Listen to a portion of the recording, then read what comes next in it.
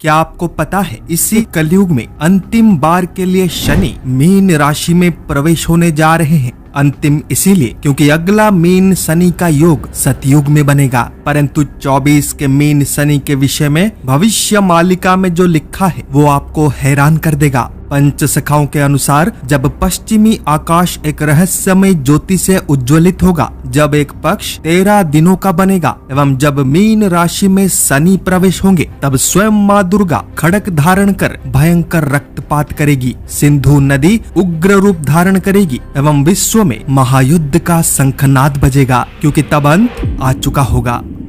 अंत यानी एंड। इस शब्द का प्रयोग भविष्य मालिका के प्रत्येक ग्रंथों में बार बार हुआ है। आज से 100-200 वर्ष पूर्व जब इन ग्रंथों को डिकोड करने का कार्य आरंभ हुआ था, तब अनेकों शोधकर्ताओं ने कहा कि पंच सखाओं के अनुसार पृथ्वी का अंत होने वाला है। परंतु सच तो यह है कि पंच सखाओं ने पृथ्वी के अंत के विषय में बिल्कुल भी नहीं कहा है, बल्कि पंच सखाओं ने मनुष्य जाति यानी ह्यूमन सिविलाइजेशन के अंत के विषय में कहा है। प्रत्येक युग का यही नियम है कि युग के समाप्ति के साथ ही उस युग के सभ्यता का अंत भी हो जाता है। त्रेता में मनुष्य जिस प्रकार जीवन यापन करते थे, द्वापर में वैसा जीवन यापन नहीं था। द्वापर युग में मनुष्य जिस प्रकार जीवन यापन करते थे, कलयुग में वैसा जीवन यापन नहीं है। यानी पुराने सभ्यता का विनाश एवं नए सभ्यता का निर्माण एक निरंतर चलने वाला प्रक्रिया है, क्योंकि यदि ऐसा नहीं किया गया तो मनुष्य इतना आधुनिक तथा विकसित हो जाएगा कि भगवान का अस्तित्व ही समाप्त हो जाएगा।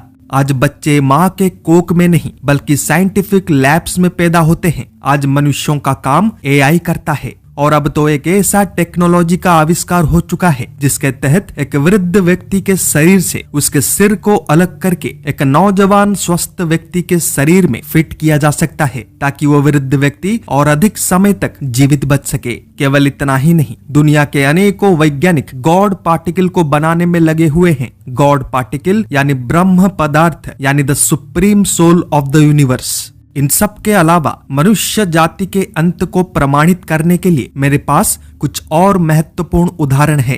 क्या आज करोड़ों की संख्या में प्रतिदिन भ्रूण हत्या नहीं हो रहा, जिसको कि हमारे वेदों में ब्रह्म हत्या कहा गया है, क्योंकि ये सृष्टि का सबसे बड़ा महापाप है। क्या आज करोड़ों की संख्या में गौ माता का हत्या नहीं हो रहा, जिसको कि हमारे वेदों में सबसे जघन्य अपराध कहा गया है। क्या आज के कुछ नारी मान सम्मान लज्जा त्याग कर सर्व साधारण में अपना देह का प्रदर्शन नहीं कर रहे, जिसको कि हमारे वेदों में मातृ तत्व के नियमों का उल्लंघन कहा गया है। यदि ये सब कुछ हो रहे हैं तो भला इस सभ्यता को अपने अंत से कौन बचा पाएगा। 600 वर्ष पूर्व विश्व के सबसे महान भविष्यवक्ता संत गुरु अच्युतानंद जी ने कहा था कि ग्रामे ग्रामे हेब अरिष्टि धूमाकार दिशिब निशब्द प्राय संसार दिनु दिनु होइब। अर्थ, प्रत्येक अंचल अन्याय अत्याचारों से परिपूर्ण हो जाएगा, सत्य एवं धर्म दूर दूर तक दिखाई नहीं देगा। क्या आज ऐसा नहीं हो रहा? आज पृथ्वी पर एक ऐसा स्थान नहीं है जहां पर हिंसा न हुआ हो। आज पृथ्वी पर ऐसा एक मनुष्य नहीं है जो कि कली के प्रभाव का शिकार न हुआ हो। आज पृथ्वी पर ऐसा कोई देश नहीं है जहां पर सत्य, न्याय एवं धर्म का पूर्ण पालन किया जाता हो। और जब परिस्थिति इतना गंभीर बन चुका हो तो उसे सुधारना तो पड़ेगा ही। गुरुदेव ने कहा था, जब छाया सूत कुंभ से मीन में प्रवेश होंगे, तब शून्य से निर्घात उठेगा पूर्व एवं पश्चिम में। रक्त का वृष्टि होगा, देवी बल प्रकट होगा, क्योंकि माँ दुर्गा ने स्वयं खड्ग धारण किया होगा। इसको थोड़ा सरल भाषा में समझने का प्रयास करते हैं। जब छाया सूत यानी माता छाया जी के पुत्र शनि कुंभ राशि से निकलकर मीन राशि में प्रवेश होंगे, तब पूर्व एवं पश्चिम यानी ईस्ट एवं वेस्ट के आकाश में भयंकर गर्जना सुनाई देगा, क्योंकि तब माँ दुर्गा खुद पापी म्लेच्छ अधर्मियों के विरुद्ध अपने संहार लीला का आरंभ करेगी। इस भविष्यवाणी का अर्थ ये नहीं कि माँ दुर्गा मनुष्य रूप में अवतरित होकर हमारे सामने प्रकट होगी, बल्कि इस भविष्यवाणी का अर्थ ये है कि माँ दुर्गा अपने देवीय शक्ति के प्रयोग से दुष्टों का विनाश करेगी। ये विनाश युद्ध के रूप में हो सकता है, पंचभूत के तत्वों के द्वारा होने वाले प्राकृतिक आपदाओं के रूप में हो सकता है, या फिर भयंकर रोग या बीमारी के रूप में भी हो सकता है। गुरुदेव ने आगे कहा था कि किली किला नाद घोषणा हेब एहु देशरे महाघोर बल लागिब केही थय न होइबे। आबर एकोई शबद सिंधु कूलरू हेब, पश्चिम भागरू शबद दिनु दिनु बढ़िब। अर्थ, युद्ध का शंखनाद इन्हीं देशों में बजेगा, महाघोर युद्ध होगा, कोई बच ना पाएगा। एक और गर्जना सिंधु के तट पर सुनाई देगा, तब पश्चिमी भाग में गर्जना दिन प्रतिदिन बढ़ता जाएगा।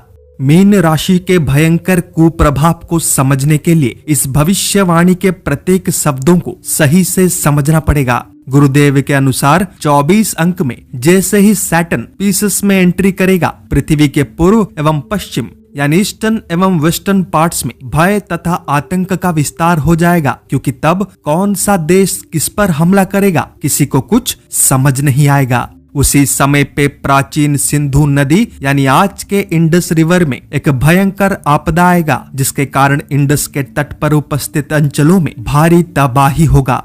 परंतु अधिकतर लोगों के मन में एक ही प्रश्न बार बार आता है कि मीन शनि का ऐसा योग इतिहास में बहुत बार हो चुका है, तो फिर 600 वर्ष पूर्व भविष्य मालिका में जिस मीन शनि के विषय में कहा गया है वो इसी 24 वाला मीन शनि है, इसका क्या प्रमाण है?